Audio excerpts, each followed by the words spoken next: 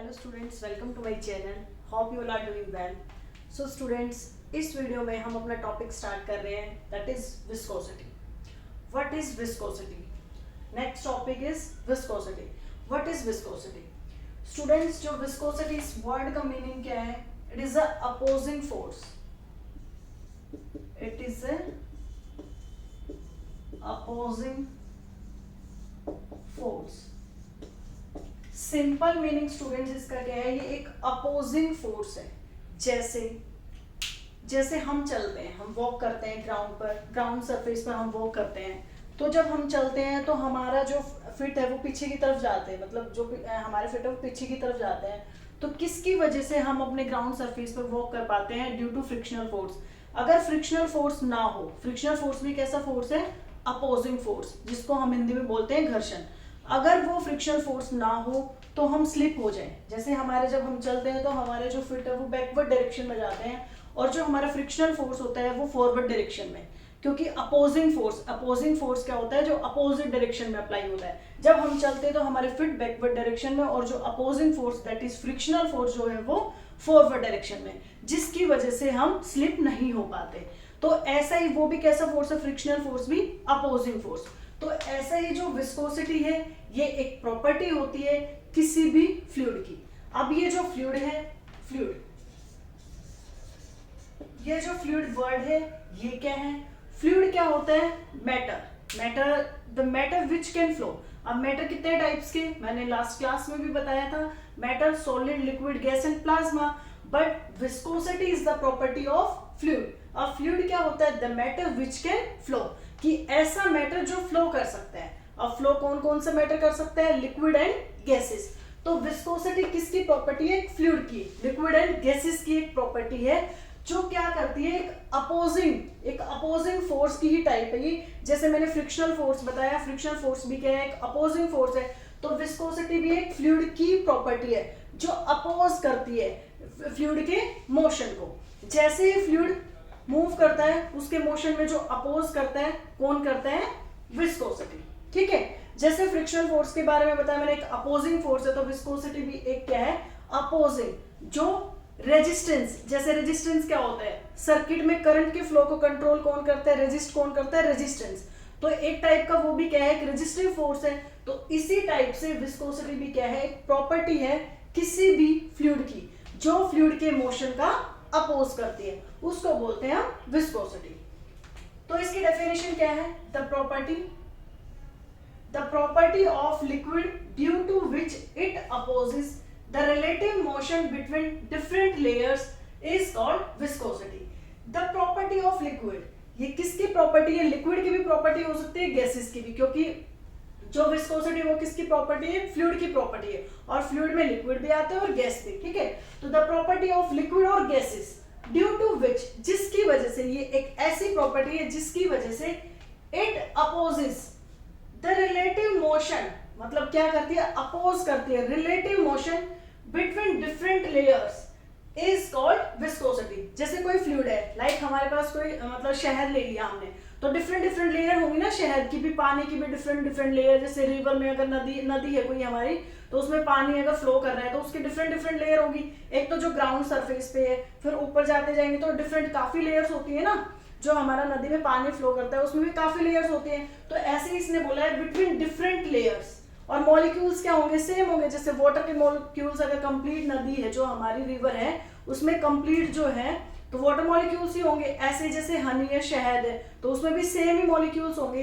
तो same molecules की जो डिफरेंट लेयर्स है, उनके बीच का जो अपोजिंग फोर्स है, जैसे क्या होता है, मैंने डायग्राम से करके दिखाया हुआ है कि कैसे अपोज करते हैं फ्लूइड के मोशन का।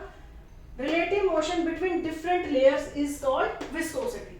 The property of liquid or gases due to which, जिसकी वजह से it opposes the relative motion between different layers is called viscosity. और फ्लूइड फ्रिक्शन भी बोल सकते हैं। जैसे मैंने फ्रिक्शनल फोर्स अभी एक्सप्लेन किया, वो भी एक अपोजिंग फोर्स है, तो इसको हम फ्लूइड फ्रिक्शन भी बोल सकते हैं, कि फ्लूइड के मोशन में जो एक फ्रिक्शनल फोर्स है वो क्या है? विस्कोसिटी। और इंटरनल रेजिस्टेंस, मैंने बताया कि जैसे सर्किट में करंट को फ्लो करने से कौन रोकता है? रेजिस्टेंस। तो ये भी एक इंटरनल रेजिस्टेंस। किसका इंटरनल रेजिस्टेंस? फ्लूइड मोशन का। जिसे फ्लूइड मूव करना चाहता है तो उसमें रुकावट कौन डालता है? विस्कोसिटी। एक प्रॉपर्टी होती है फ्लूइड की जिसकी वजह से लिक्विड अच्छे से फ्लो नहीं कर पाता। जो लेयर्स होती है उनके बीच में एक रेजिस्टिव फोर्स आ जाता है, उसको ही हम क्या बोलते हैं? Viscosity. And the force between the layer, जो फोर्स है बिटवीन लेयर, काफी लेयर्स है जैसे हमारे लिक्विड की, तो उन लिक्विड की लेयर्स के बीच का जो फोर्स है that oppose the layer opposing the relative motion, जिसकी वजह से हमारा फ्लूइड मोशन में नहीं, मतलब हमारा फ्लूइड मूव नहीं कर पा रहा है, उस फोर्स का हमने क्या नाम दिया है? Is called viscous force. एक ऐसा फोर्स जिसकी वजह से हमारा फ्लूइड अच्छे से मूव नहीं कर पा रहा है, तो उस फोर्स का हमने क्या नाम दिया? Viscous force. और एक ऐसी प्रॉपर्टी किसी भी फ्लूइड की जो रुकावट डालती है फ्लूइड के मोशन में, उसको हमने नाम दिया है विस्कोसिटी। अब जैसे मैंने एग्जांपल से बताया आपको, ये देखिए, अब कोई भी सॉलिड सरफेस है, सॉलिड सरफेस जैसे हमारा फ्लोर, जैसे हमारा फर्श है, ग्राउंड सरफेस है हमारा, तो उसमें ये लिक्विड है हमारा, हमने कंप्लीट एक वाटर ले लिया या हमने हनी ले लिया, कुछ भी कोई भी लिक्विड है, तो हमने मान लिया जैसे जो हमारा ग्राउंड सरफेस होता है, यहाँ जो वेलोसिटी, जैसे ये डिफरेंट डिफरेंट लेयर्स है, मैंने 2 लेयर लिया लिक्विड की, 2 लेयर कंसीडर किए मैंने यहाँ पे, जो ये फर्स्ट लेयर है, ये सेकेंड, इसके नीचे भी कोई लेयर होगी। जैसे जैसे हम ग्राउंड सरफेस से ऊपर की तरफ जाते जाएंगे, वेलोसिटी हमारी क्या होती जाएगी? इंक्रीज। क्यों? क्योंकि एक होता है एडहेसिव फोर्स, एक होता है एडहेसिव फोर्स, एक होता है कोहेसिव फोर्स। जो डिफरेंट पार्टिकल्स के बीच में, डिफरेंट मॉलिक्यूल्स के बीच का जो फोर्स होता है उसको बोलते हैं हम एडहेसिव फोर्स, और जो सेम मॉलिक्यूल्स के बीच का जो फोर्स होता है वो होता है कोहेसिव फोर्स। जैसे वाटर के मॉलिक्यूल्स का जो फोर्स है या हनी के मॉलिक्यूल्स का जो फोर्स है, 2 हनी पार्टिकल्स हैं उनके बीच का जो फोर्स है उसको हम क्या बोलेंगे? Cohesive force. एडहेसिव क्या है? Different particle. जैसे ये ग्राउंड सरफेस है, ये ग्राउंड सरफेस है, ग्राउंड सरफेस के अलग पार्टिकल्स होंगे, इसके ऊपर वाटर या हनी फ्लो कर रहा है, उसके अलग पार्टिकल होंगे। तो जो हनी के पार्टिकल्स हैं और ये जो ग्राउंड के पार्टिकल्स हैं, ये डिफरेंट डिफरेंट पार्टिकल्स होंगे, तो डिफरेंट पार्टिकल्स के बीच का जो फोर्स होता है उसको बोलते हैं हम एडहेसिव फोर्स। तो अब क्या होता है, जो एडहेसिव फोर्स होता है वो more stronger then cohesive force. Adhesive force ज्यादा स्ट्रॉन्ग होता है as compare to cohesive force. अगर ज्यादा स्ट्रॉन्ग है तो ज्यादा रेजिस्टेंस प्रोवाइड करेगा, नो स्लिप कंडीशन, तो इस वजह से नो स्लिप कंडीशन की वजह से यहाँ वेलोसिटी क्या होगी? v is equals to 0। मतलब किसी भी लिक्विड की velocity at ground surface is 0, no slip condition. मैंने बताया कि जो एडहेसिव फोर्स है वो ग्रेटर देन होता है कोहेसिव फोर्स की, जिसकी वजह से जो ग्राउंड सरफेस पर जो लिक्विड फ्लो करेगा उसकी वेलोसिटी क्या होगी? 0। और जैसे जैसे हम ऊपर जाते जाएंगे तो क्या होगा? वेलोसिटी क्या इंक्रीज होती जाएगी, जैसे मैंने ये दिखाया है। ये ग्राउंड सरफेस के नजदीक है तो वेलोसिटी इतनी है, ये एरो से दिखाया है, ये वेलोसिटी इतनी है। इससे ऊपर जाएंगे, इसके कंपैरिजन में सेकेंड लेयर की वेलोसिटी ज्यादा है। जैसे जैसे ऊपर जाते जाएंगे तो जो अपर मोस्ट लेयर है उसकी वेलोसिटी सबसे ज्यादा होगी लोअर मोस्ट लेयर से। जैसे ये सरफेस लेयर है, अब आपने देखा होगा नहर में पानी जब फ्लो करता है तो ऊपर वाली लेयर आपको ज्यादा फ्लो करती हुई दिखाई देती ना, तो ऐसे ही सरफेस लेयर है, तो इसकी वेलोसिटी क्या होगी? ज्यादा। अब वो मैंने दिखाया है, ये अब मैंने 2 लेयर कंसीडर किए हैं। जो फर्स्ट लेयर है उसकी वेलोसिटी v है और इससे ऊपर वाली लेयर की वेलोसिटी इससे इंक्रीज हो जाती है प्लस dv से। वो मैंने यहाँ एक्सप्लेन करके बताया एडहेसिव एंड कोहेसिव फोर्स की वजह से कैसे होता है नो स्लिप कंडीशन। यहाँ भी यही है, जितना छोटा एरो उतनी कम वेलोसिटी, जैसे जैसे हम ऊपर जाएंगे एरो की जो लेंथ वो इंक्रीज हो रही है, जिसकी वजह से हमारी वेलोसिटी भी क्या है? इंक्रीज। अब जो अपर मोस्ट लेयर है इसकी सबसे ज्यादा वेलोसिटी, इसके कंपैरिजन में इसकी कम, इसके कंपैरिजन में इसकी कम, इसके कंपैरिजन में इसकी कम, इसके कंपैरिजन में इसकी कम। तो जैसे जैसे ऊपर जाएंगे अब क्या होगा? अब ये जो लेयर है ये इस लेयर का क्या करेगी? इसको एक्सेलरेट करेगी, मतलब आगे ले जाने की कोशिश करेगी फॉरवर्ड डायरेक्शन में। ये जो अपर मोस्ट लेयर है, ये लेयर क्या करेगी? इसको बैकवर्ड डायरेक्शन में, रिटार्डेशन मतलब बैकवर्ड डायरेक्शन में मूव कराने की कोशिश करेगी। ये लेयर है, इस लेयर को क्या करेगी? आगे ले जाने की कोशिश, मतलब फॉरवर्ड डायरेक्शन में। ये जो लेयर है ये इस लेयर का क्या करेगी? अपोज करेगी। उस अपोजिंग प्रॉपर्टी को ही हमने नाम दिया विस्कोसिटी। ये लेयर जो है ये तो ऊपर मतलब फॉरवर्ड डायरेक्शन में मूव करा रही है इस लेयर को, बट ये लेयर क्या कर रही है, उस मोशन का अपोज कर रही है, इसको बैकवर्ड डायरेक्शन में लेके जा रही है, मतलब अपोज कर रही है अपर मोस्ट लेयर का। और इस प्रॉपर्टी को ही हमने क्या बोला है, विस्कोसिटी। ठीक है, इस प्रॉपर्टी को ही हम बोलते हैं विस्कोसिटी। फिर एक टाइम ऐसा आएगा कि जो हमारा ये मोशन है लिक्विड का वो रेस्ट पर आ जाएगा, जो हमारा लिक्विड है वो क्या आ जाएगा, रेस्ट पर। क्यों, क्योंकि फॉरवर्ड डायरेक्शन में भी लग रहा है और बैकवर्ड डायरेक्शन में, तो एक टाइम ऐसा आएगा कि हमारा लिक्विड रेस्ट पर आ जाएगा।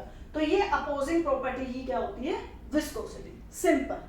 ओके, और ये एक फ्लूइड की ही प्रॉपर्टी होती है, फ्लूइड में लिक्विड भी आता है और गैस भी आता है। तो मैं आपको एक एग्जांपल लेके बताती हूँ क्या होता है। ये देखो, ये मेरे पास वाटर बॉटल है, ये वाटर बॉटल है, ये पानी है, ये मैंने इसमें डाला, ये देखो बहुत इजीली आ गया ना, बहुत इजीली। मतलब डिफॉर्मेशन मीनिंग क्या होता है, चेंज।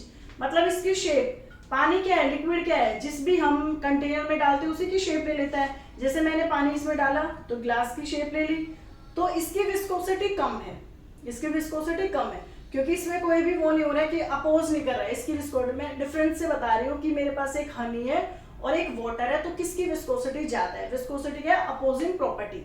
मतलब जो अपनी डिफॉर्मेशन, अगर उसको कोई चेंज करने की कोशिश करता है तो उसका क्या करती है, अपोज। डिफॉर्मेशन का क्या करती है, अपोज।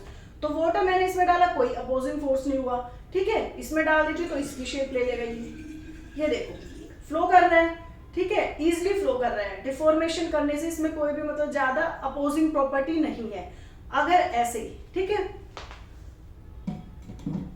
अब ये मेरे पास एक हनी की बोतल है, ये हनी बोतल है। अब ये देखो, विस्कोसिटी बता रही हूं मैं, विस्कोसिटी क्या होती है। अगर मैं इस हनी को इसमें डालने की कोशिश करती हूँ, ये ग्लास में डालने की कोशिश करती हूँ, ये देखो कितना स्लोली मूव कर रहा है, मूव ही नहीं कर रहा ना, बहुत स्लोली। देखो इतनी देर में तो वाटर, ये ग्लास फुल हो गया था पानी से, बट ये देखो कितना स्लोली। तो ये अपनी डिफॉर्मेशन, ये देखो, ये इसको बोलते हैं विस्कोसिटी। ये लेयर्स आ रही है ना, लेयर्स, तो इसको ही हम बोलते हैं विस्कोसिटी। मतलब इसकी थिकनेस ज्यादा है, किसकी, हनी की थिकनेस ज्यादा है as compare to water molecules. Water molecules की जो थिकनेस है वो बहुत कम होती है, उसकी विस्कोसिटी क्या होती है, कम। जितनी ज्यादा थिकनेस कम उतनी विस्कोसिटी कम, क्योंकि अपोजिंग फोर्स उसमें कम लग रहा था। अपोजिंग फोर्स मीनिंग कि मतलब अगर हम उसको डिफॉर्म कर रहे थे, चेंज करने की कोशिश कर रहे थे, वो मतलब इजिली इस ग्लास की फॉर्म ले रहा था ना, तो ऐसे अगर शहद को इस ग्लास की फॉर्म लेने में ना काफी टाइम लग जाएगा। मतलब वो अपोज कर रहा है चेंज का, क्योंकि इसकी थिकनेस ज्यादा है। तो ये क्या है, एक रेजिस्टिव प्रॉपर्टी है और इसको ही हम बोलते हैं विस्कोसिटी। तो क्योंकि इसके मॉलिक्यूल्स जो हैं, अब जैसे इसके मॉलिक्यूल्स जो हैं उनमें फोर्स ऑफ अट्रैक्शन ज्यादा है। जो शहद के मॉलिक्यूल्स है ना, हनी के जो मॉलिक्यूल्स है उनमें फोर्स ऑफ अट्रैक्शन ज्यादा है as compare to water molecules, क्योंकि इसकी थिकनेस ज्यादा है। जितने ज्यादा क्लोज होंगे फोर्स ऑफ अट्रैक्शन ज्यादा, फोर्स ऑफ अट्रैक्शन ज्यादा तो वो इजिली फ्लो नहीं कर पाएंगे। इजिली फ्लो नहीं कर पाएंगे तो फ्लूइड मोशन में क्या है, एक रेजिस्टिव फोर्स प्रोवाइड हो गया है, एक रेजिस्टिव फोर्स हो गया है ना, तो वो रेजिस्टिव फोर्स ही क्या है, हमारा विस्कोसिटी। तो ये एक फ्लूइड की प्रॉपर्टी होती है जो क्या करती है, फ्लूइड के मोशन का अपोज करती है। तो इन दो का कंपैरिजन मैंने बताया कि कैसे वाटर में और कैसे हनी में क्या डिफरेंस है। तो आई थिंक ये क्लियर हो गया होगा विस्कोसिटी का आपको टॉपिक। अब जो विस्कोसिटी है हमारा, इसकी यूनिट क्या होती है और इसका डायमेंशनल फॉर्मूला क्या होता है, वो कैसे होता है और इसका सिंबल क्या होता है। ये देखो, ये मैं थोड़ा रफ कर देती हूँ जैसे।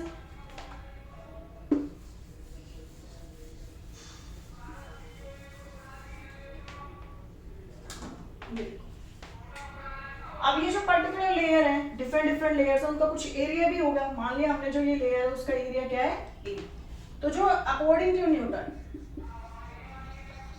जो हमारा साइंटिस्ट न्यूटन है, उसके अकॉर्डिंग उन्होंने क्या बोला था कि जो ड्रैगिंग फोर्स और विस्कस फोर्स सेम ही होता है। मतलब जो opposite direction, parallel to layer, ये जितने भी लेयर्स है ना उनके पैरेलल टेंजेंशियल फोर्स वही होता है ना जो पैरेलल डायरेक्शन में होता है। तो इनको जो अपोज कर रहा है फोर्स, मतलब अपोजिट डायरेक्शन में, जैसे जो फ्लूइड है वो तो इस डायरेक्शन में जाएगा, इस डायरेक्शन में मूव करने की कोशिश करेगा, बट जो अपोजिंग फोर्स है वो अपोजिट डायरेक्शन में, that is tangential force parallel to the direction. और उस फोर्स को ही हम बोलते हैं विस्कस फोर्स, जो रेजिस्ट कर रहा है फ्लो को, उसको बोलते हैं विस्कस फोर्स।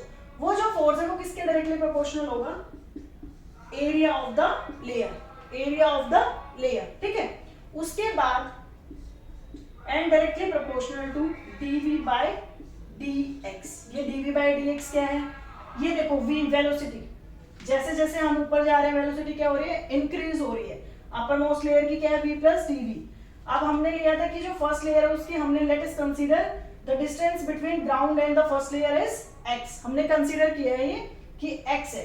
अब जैसे ऊपर जाते हैं तो डिस्टेंस क्या हो रही है, बढ़ रही है, तो वो मान लिया हमने dx से इंक्रीज हो गई है। तो जो ये लेयर और ये लेयर उसके बीच की डिस्टेंस क्या हो जाएगी, x plus dx, okay. x plus dx हमारी क्या होगी, डिस्टेंस, और v प्लस dv क्या होगी, हमारी वेलोसिटी, ठीक है।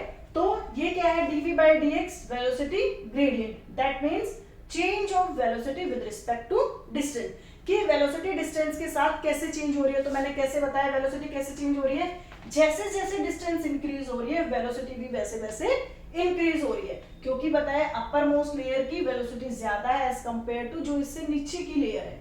यहाँ बताया इसकी तो जीरो ही है, जैसे जैसे ऊपर जाएंगे वेलोसिटी इंक्रीज हो रही है, और उसका मैंने रीजन भी दिया। तो ये हो गया। अब इन दोनों इक्वेशन को अगर हम कंबाइन करते हैं तो क्या होगा, F A dv by dx, ठीक है, एफ dv बाय dx। मैं इसको रफ कर रही हूं। अगर किसी भी स्टूडेंट को कोई भी डाउट हो इस टॉपिक में तो आप कमेंट सेक्शन में कमेंट करके बता सकते हैं। अगर आपको वीडियो पसंद आए तो please like share and subscribe my channel. ये देखिए, अब ये डायरेक्टली प्रोपोर्शनल का साइन है। अब जब भी डायरेक्टली प्रोपोर्शनल का, तो उसको अगर रिमूव करना है तो क्या करते हैं, हम इक्वल्स टू का साइन आता है और एक कांस्टेंट आता है। अब यहाँ कांस्टेंट क्या है, ईटा, इसको बोलते हैं eta, A dv by dx, dv by dx, और यहाँ साइन क्या आएगा, माइनस। ये नेगेटिव साइन क्यों आया, ये ईटा क्या है यहाँ पे, coefficient of viscosity,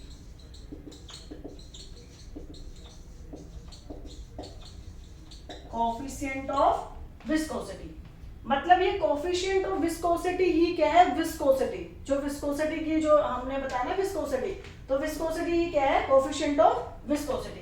negative sign क्या बताता है, ये फोर्स के बारे में बता रहा है कि ये जो फोर्स है ना अपोजिट डायरेक्शन में है ना, जैसे जो फ्लूइड था हमारा वो तो इस डायरेक्शन में मोशन कर रहा है, बट जो फोर्स है, विस्कस फोर्स है, ड्रैगिंग फोर्स है, वो अपोजिट डायरेक्शन में। अपोजिट डायरेक्शन के लिए क्या साइन आता है, नेगेटिव साइन, तो इसलिए नेगेटिव साइन आया, ओके। नेगेटिव साइन ये चीज रिप्रेजेंट कर रहा है यहाँ पे। अब ये ईटा कोफिशिएंट ऑफ विस्कोसिटी और विस्कोसिटी को रिप्रेजेंट करता है।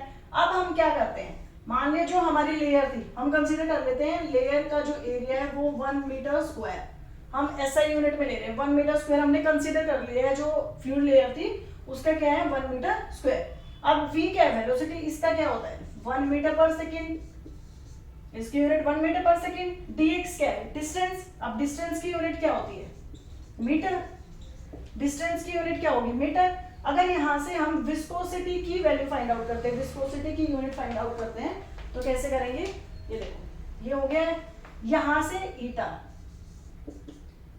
एफ, और ये dx ऊपर जाएगा और a dv डिनोमिनेटर में। देखो, ये इसकी वैल्यू फाइंड आउट करनी है ईटा, तो ये f तो यहां रहेगा ना, इधर ही लेफ्ट हैंड साइड, dx भी इधर आ जाएगा, ठीक है। क्रॉस मल्टीप्लाई कर लो, अगर आपको ऐसे नहीं आता तो आप क्रॉस मल्टीप्लिकेशन, ये भी मैं वैसे क्रॉस मल्टीप्लिकेशन ही कर रही हूँ, तो f dx a dv। अब यहाँ से इसकी आप वैल्यू फाइंड आउट कर सकते हैं।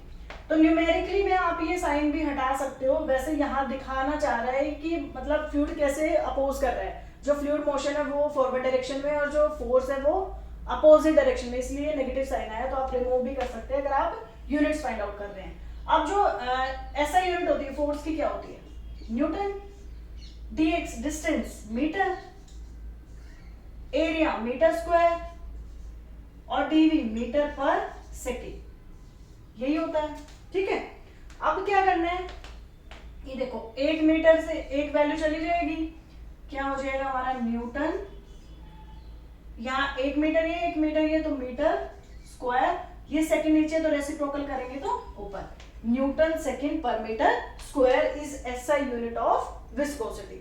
एसआई यूनिट ऑफ विस्कोसिटी क्या होगी, न्यूटन सेकंड पर मीटर स्क्वायर, ओके। अब सीजीएस यूनिट क्या होगी,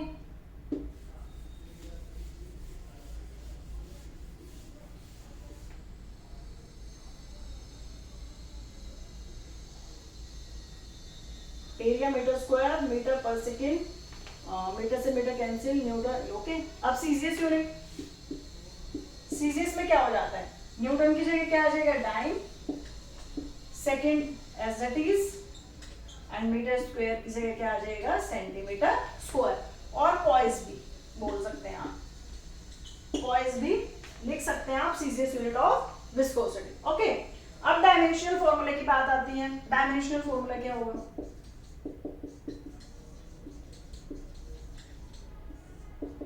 अब डायमेंशनल फॉर्मूला में मैंने बहुत इजी तरीके से बताया कैसे फाइंड आउट करते हैं। जितनी भी क्वांटिटी है, कौन कौन सी है, फोर्स है, फोर्स का क्या होता है, ये तो सबको याद ही होना चाहिए। फोर्स का डायमेंशनल फॉर्मूला क्या होता है, M L T minus 2, and distance का डायमेंशनल फॉर्मूला एल, एरिया का dimensional formula L2, and velocity का dimensional formula LT minus 1। Okay, ये मैं रफ कर रही हूं। अगर आपको किसी भी फिजिकल क्वांटिटी की यूनिट फाइंड आउट करनी है, डायमेंशनल फॉर्मूला फाइंड आउट करना है, तो आपको उस फिजिकल क्वांटिटी का फॉर्मूला पता होना चाहिए। अगर आपको फॉर्मूला पता है तो आप डायमेंशनल फॉर्मूला भी इजीली फाइंड आउट कर सकते हैं, यूनिट भी इजीली फाइंड आउट कर सकते हैं। आप देखो, ये पावर 1 L1, तो L कितना हो जाएगा 2,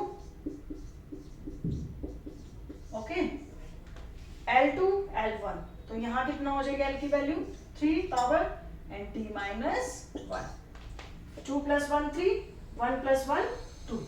ओके, अब यहां डिनोमिनेटर में m नहीं है तो m की power as it is, that is 1, and L, ये अगर न्यूमरेटर में लेके जाएंगे तो माइनस में, ये न्यूमरेटर में जाएगा तो प्लस में, ये हो जाएगा आपका m1l। 3 - 2 -1, क्योंकि ये तो आई थिंक सबको पता ही होगा, t - 1। That is the dimensional formula of coefficient of viscosity, m1 l - 1 t - 1। I think यहां तक आपको क्लियर हो गया होगा, ठीक है। उसके बाद है हमारा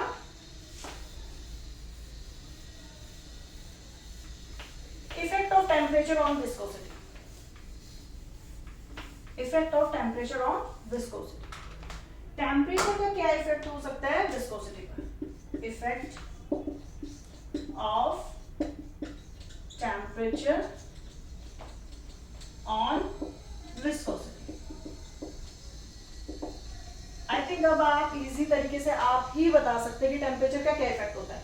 देखो, हमने fluid, viscosity is the property of fluid, तो फ्लूइड क्या होता है, liquid and gas, liquid and gas can flow, so they are included in fluid, ठीक है। अब लिक्विड कैसे टेम्परेचर का इफेक्ट होता है लिक्विड पर, विस्कोसिटी ईटा, ये होता है हमारा 1/T, एंड इसमें कैसे होता है, डायरेक्टली प्रोपोर्शनल टू T।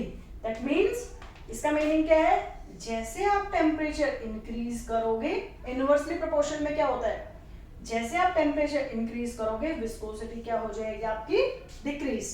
कैसे, जैसे हमारे पास सॉलिड, लिक्विड, गैस, मैटर होते हैं ना, सॉलिड, लिक्विड, गैस। सॉलिड के जो पार्टिकल्स होते हैं, जैसे सॉलिड क्या है, ये सॉलिड है ना, ये ग्लास क्या है, सॉलिड है, तो इसके पार्टिकल्स जो होते हैं उनके बीच का जो inter atomic attraction between the particles of solid is more. जो इसके एटम्स है, जो पार्टिकल्स है, उनके बीच का जो अट्रैक्शन है वो ज्यादा होगा। सबसे ज्यादा किसमें होता है अट्रैक्शन, सॉलिड में। उसके बाद सबसे ज्यादा किसमें अट्रैक्शन, सॉलिड में, बिटवीन द पार्टिकल्स, ठीक है। And after that liquid, and after that gas. सबसे ज्यादा attraction between the particle solid में, देन लिक्विड, उसके बाद गैस। मतलब सॉलिड के जो पार्टिकल्स है वो क्लोजली पैक्ड होते हैं, ये सॉलिड है ना तो इसके क्लोजली पैक्ड है। जैसे लिक्विड जैसे मैंने अभी पानी दिखाया, तो लिक्विड के पार्टिकल्स का अट्रैक्शन थोड़ा एज कंपेयर टू सॉलिड कम है। उसके बाद जैसे एयर पार्टिकल्स हैं तो वो थोड़ा उससे भी ज्यादा है, क्योंकि वो दूर दूर होते हैं, एयर के पार्टिकल्स ज्यादा दूर होते हैं एज कंपेयर टू लिक्विड, और सॉलिड के पार्टिकल्स ज्यादा नजदीक होते हैं एज कंपेयर टू लिक्विड, ठीक है। तो सॉलिड मोर डेंस होता है, डेंस मतलब इसकी डेंसिटी ज्यादा, इसके पार्टिकल्स ज्यादा नजदीक होते हैं as compare to liquid, and liquid is more dense to gas, ठीक है। तो इसमें क्या होता है, तो इंटर एटॉमिक, बट हम यहाँ किसकी बात कर रहे हैं, फ्लूइड की। फ्लूइड में तो दो ही आते हैं ना, तो सॉलिड की हम बात ही नहीं कर रहे, तो मैंने जस्ट समझाने के लिए किया है। तो अब जो लिक्विड के पार्टिकल्स हैं, जब हमने गर्म नहीं किया है, जैसे कि ये शहद था ये, तो ये अभी ये विस्कस है क्योंकि ये अभी ठंडा है, ठीक है, ये ठंडा शहद है, ये देखो ये इजिली फ्लो नहीं कर रहा है ना, इसकी विस्कोसिटी ज्यादा है। विस्कोसिटी मतलब फ्लूइड मोशन में ज्यादा रेजिस्टेंस है। अगर मैं इसको गर्म कर देती हूँ तो ये इजिली फ्लो करेगा एज कम्पेयर टू जो हमारा ठंडा शहद है, उसके कंपैरिजन में जो गर्म शहद होगा वो इजिली, क्योंकि क्या होगा, इंटर एटॉमिक अट्रैक्शन जो है वो कम हो जाएगी, दूर दूर हो जाएंगे पार्टिकल्स। अगर पार्टिकल्स दूर दूर हो जाएंगे तो इजिली फ्लो कर पाएंगे, ठीक है, क्योंकि एनर्जी भी इंक्रीज हो जाएगी पार्टिकल्स की, तो वो इजिली फ्लो कर पाएंगे, जिसकी वजह से जो हमारा ये विस्कोसिटी वो क्या हो जाएगी, डिक्रीज। मैंने शहद के एग्जांपल से बताया, एक ठंडा शहद है, गर्म शहद है। जो ठंडा शहद है उसकी विस्कोसिटी ज्यादा होगी क्योंकि इंटर एटॉमिक अट्रैक्शन ज्यादा है उन पार्टिकल्स के बीच में। जैसे ही हम शहद को गर्म करेंगे पार्टिकल अट्रैक्शन कम हो जाएगी, लिक्विड इजिली फ्लो कर जाएगा। तो ये हमारा किसके केस में था, लिक्विड के केस में।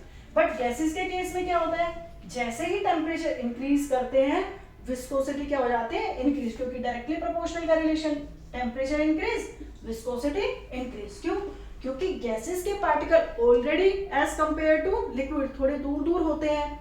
अब जैसे ही हम उसको गर्म करेंगे, मतलब दूर दूर होते हैं ना गैसेस के पार्टिकल, दूर दूर होते हैं, जैसे ही गर्म करेंगे तो उनकी डेंसिटी क्या हो जाती है, कम हो जाती है, और फ्रीक्वेंसी क्या हो जाती है, कोलिजन की ज्यादा हो जाती है। और जैसे ही फ्रीक्वेंसी जो फ्रीक्वेंसी होती है कोलिजन की वो ज्यादा हो जाती है तो टकराने लगेंगे ना एक दूसरे से, उनको एक पर्टिकुलर डायरेक्शन में जाने का रास्ता ही नहीं मिलेगा, मतलब इजिली वो फ्लो ही नहीं कर पाएंगे। किसके केसेस में, गैस के केस में। तो गैस के केस में क्या होता है, विस्कोसिटी इंक्रीज होती है जब हम टेम्परेचर इंक्रीज करते हैं, और लिक्विड के केस में क्या होता है, इसका अपोजिट होता है, ठीक है। तो यही क्वेश्चन आप मतलब अगर एंट्रेंस एग्जाम्स वगैरह में पूछा जाता है तो इसी के बेसिस पे, क्योंकि इसमें बच्चे कंफ्यूज रहते हैं कि कैसे होता है, ठीक है, क्योंकि काइनेटिक एनर्जी इंक्रीज हो जाएगी, टेम्परेचर इंक्रीज करेंगे तो मॉलिक्यूल्स की काइनेटिक एनर्जी इंक्रीज हो जाएगी, काइनेटिक एनर्जी इंक्रीज हो जाएगी तो फ्रीक्वेंसी ऑफ कोलिजन्स ज्यादा हो जाएगी, फ्रीक्वेंसी ऑफ कोलिजन्स ज्यादा हो जाएगी तो ऐसे रैंडम मोशन ज्यादा, और रैंडम मोशन तो एक पर्टिकुलर डायरेक्शन में मूव नहीं कर पाएंगे तो रेजिस्टेंस ज्यादा हो जाएगा। ये था इसके केस में, और लिक्विड के केस में इसका जस्ट अपोजिट। ये आई थिंक विस्कोसिटी का आपको टॉपिक क्लियर हो गया होगा। अगर किसी भी स्टूडेंट को फिर भी डाउट है तो आप कमेंट सेक्शन में कमेंट करके बता सकते हैं। Thank you.